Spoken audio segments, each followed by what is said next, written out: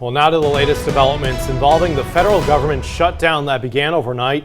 A vote to end that shutdown failing in the U.S. Senate just a short time ago. Now, the shutdown leaving about 20,000 federal employees here in Louisiana without paychecks. It's the result of President Trump and Congress failing to strike an agreement on a temporary spending measure. Louisiana Senator Bill Cassidy says the shutdown is harming up to 500,000 Louisianians who rely on the National Flood Insurance Program. This program can't be renewed while the government isn't operating. Cassidy says Louisiana will feel other effects during the shutdown. The federal government is responsible for a lot of things that keep our economy humming. You don't necessarily recognize it, but you'll recognize it when it goes away.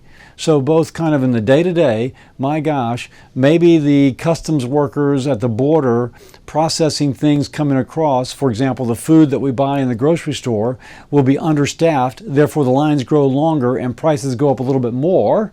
Or the amount of interest that the federal government pays, taxpayers pay on the money that we're borrowing today, for example, will be a little bit higher. You put all those together and it has both a direct and an indirect impact upon us all. Rebecca Castor now with a closer look from the nation's capital of the shutdown saga. With thousands of federal jobs at risk, the Senate returned for another round of votes to reopen the government, but the outcome was the same. The motion is not agreed to. Despite Republican confidence that more Democrats would break ranks, senators once again failed to advance a bill and fund the government through November. But on the Senate floor, could it be the beginning of a breakthrough? A small group was overheard discussing a shorter funding extension. There's some Republicans that earnestly want to solve this. There's Democrats that earnestly want to solve this. Democrats are cracking a little bit. They understand the fundamental illogic of this. For now, federal workers are feeling the most impact. Thousands could be furloughed.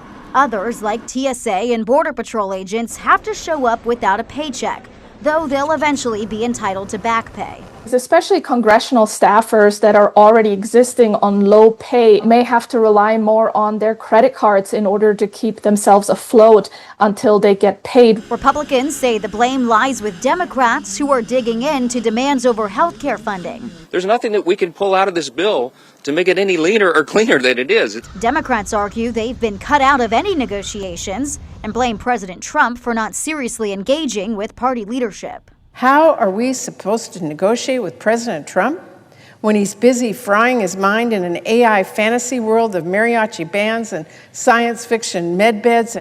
Because of Yom Kippur, the Senate is not expected to take another vote until Friday. On Capitol Hill for News 15, I'm Rebecca Castor.